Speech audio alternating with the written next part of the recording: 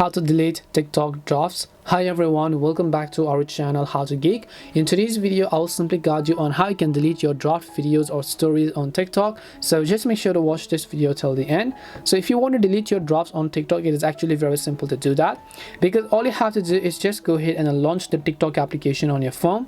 Then once you launch TikTok, just come to your profile icon, which is at the bottom right hand side of the screen, and then come to our profile page. So once you're on the profile page, right at the before even the pinned section, you'll find your draft videos.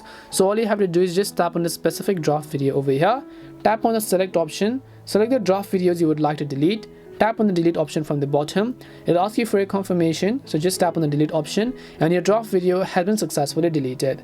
And that's all it takes to go ahead and then delete your drafts on TikTok. We hope the video was really helpful, and if it did help you, then make sure to leave a like and subscribe to the channel.